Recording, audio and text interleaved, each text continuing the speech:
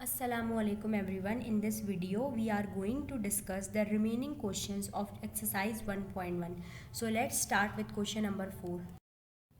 The question is list of rational numbers between 1 and 2. 1 और 2 के दरमियान आने वाले जितने भी रैशनल नंबर्स हैं हमें वो यहाँ पे बताने हैं। अब 1 और 2 के दरमियान जो रैशनल नंबर्स आते हैं वो इनफाइनाइट हैं। इनफाइनाइट यानी बहुत सारे हैं जिनकी कोई गिनती नहीं है। There are infinite rational numbers between 1 and 2। अब 1 and 2 के दरमियान जो रैशनल नंबर्स आते हैं वो इनफाइनाइट है, इसलिए हमने यहाँ पे क्या किया है, हमने सिर्फ 5 रैशनल नंबर्स को लिस्ट डाउन कर दिया है। यानी 1 और 2 के दरमियान आने वाले 5 रैशनल नंबर्स हमने यहाँ पे बता दिए हैं। और वो 5 रैशनल नंबर्स कौन से हैं? 1.1, 1.2, 1.3, 1.4 एंड 1.5। ये रैशनल नंबर्स क्यों हैं? क्योंकि ये टर्मिनेटिंग है। टर्मिनेटिंग यानी एक पॉइंट पे जाके ख़त्म हो गए हैं और ये रिकरिंग भी हैं। So move to question number 5. The question number 5 is why pi is an irrational number. हमें बताना है कि जो pi है वो irrational number क्यों है। The value of pi is 22/7. pi की वैल्यू क्या होती है? 22/7 है। जब हम 22 को 7 से डिवाइड करते हैं तो वो किसके बराबर आते हैं? 3.1428 एंड सो ऑन। यानी इस 8 के बाद भी बहुत सारे नंबर आते हैं। पाई की वैल्यू होती है 22/7। जब हम उसको डिवाइड करते हैं तो हमारे पास ये रिजल्ट आता है।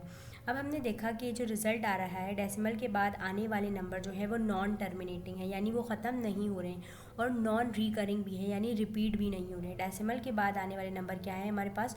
नॉन टर्मिनेटिंग है एंड नॉन रिकरिंग है, इसलिए पाई क्या है? एक इर्रेशनल नंबर है। Now move to question number 6।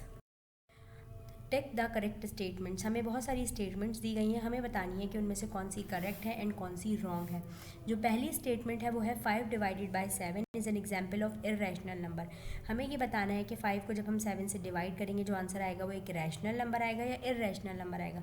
हमने 5 को 7 से डिवाइड किया तो जो हमारे पास आंसर आया वो क्या था? नॉन टर्मिनेटिंग था, यानी डेसिमल के बाद आने वाले डिजिट्स ख़त्म नहीं हो रहे थे, और नॉन रिकरिंग था, यानी डेसिमल के बाद आने वाले डिजिट्स रिपीट भी नहीं हो रहे थे। इस वजह से ये हमारी स्टेटमेंट क्या है? ट्रू है। जो सेकंड स्टेटमेंट वो हमें दी गई है वो है पाई इज़ एन इर्रेशनल नंबर। पाई एक इर्रेशनल नंबर है। पिछले क्वेश्चन में हम ये डिस्कस कर चुके हैं कि पाई एक इर्रेशनल नंबर क्यों है, यानी ये स्टेटमेंट क्या है? ट्रू है। Statement number 3 is 0.31591 and so on. हमें एक नंबर दिया गया है और हमें बोला गया है कि ये एक एग्जाम्पल है। कि इसकी एग्जाम्पल है नॉन टर्मिनेटिंग और नॉन रिपीटिंग डेसिमल फ्रैक्शन की। हमने देखा कि डेसिमल के बाद आने वाले डिजिट्स ख़त्म नहीं हो रहे, यानी ये नॉन टर्मिनेटिंग है, और डेसिमल के बाद आने वाले डिजिट्स रिपीट भी नहीं हो रहे, यानी ये क्या है? नॉन रिपीटिंग है। तो इस वजह से ये स्टेटमेंट हमारी क्या है? ट्रू है। The next statement is 0.123 is an example of recurring decimal fraction. 0.123 क्या एग्जाम्पल है recurring decimal fraction की? recurring decimal fraction वो होते हैं डेसिमल के बाद आने वाले डिजिट्स रिपीट होने चाहिए। क्या डेसिमल के बाद आने वाले डिजिट्स रिपीट हो रहे हैं? 1, 2, 3 नहीं, रिपीट नहीं हो रहे, 3 अलग अलग डिजिट्स हैं। इस वजह से ये स्टेटमेंट हमारी क्या हो गई? फॉल्स हो गई। The next statement is 1 divided by 3 and 2 divided by 3 are lying between 0 and 1। 1 divided by 3 and 2 divided by 3 क्या 0 और 1 के बीच में आते हैं? जब हमने 1 को 3 से डिवाइड किया हमारे पास आंसर आया 0.333, और जब हमने 2 को 3 से डिवाइड किया तो हमारे पास आंसर आया 0.666।